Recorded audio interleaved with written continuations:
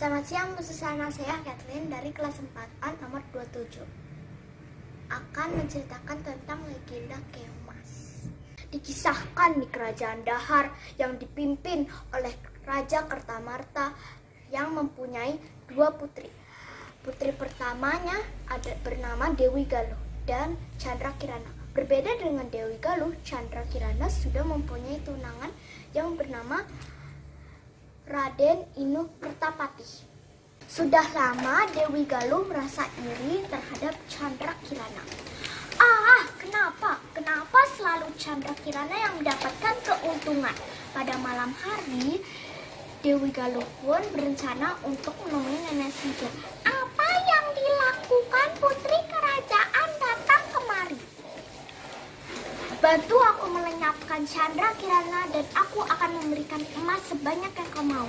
Mendengar hal itu, nenek sihir pun setuju. Keesokan harinya, Chandra Kirana berpapasan dengan Dewi Galuh dan saat itulah nenek sihir muncul. Hush! Dan nenek sihir pun mengutuk Chandra Kirana. Kukutuk engkau menjadi seekor keong.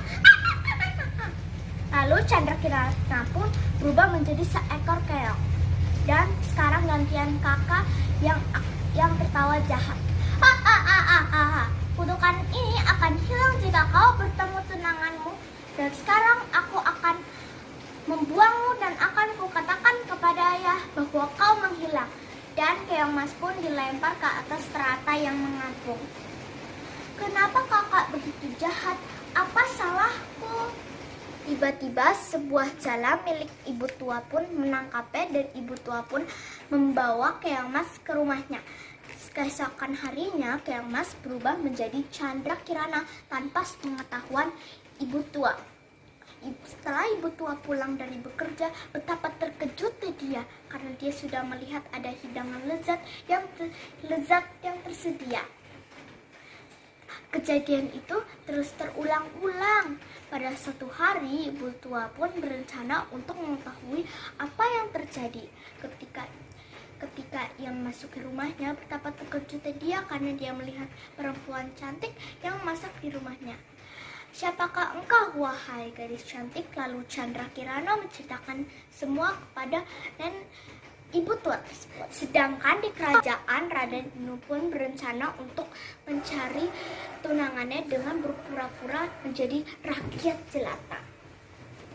Di perjalanannya, Raden Inu pun bertemu dengan kakek tua. Lalu ia berkata, "Kek, apakah kau baik-baik saja? Kau terlihat begitu pucat." Lalu kakek pun berkata, "Aku sudah tidak makan berhari-hari, anak muda." Lalu Raden Inu pun memberikan separuh bekalnya kepada kakek tua.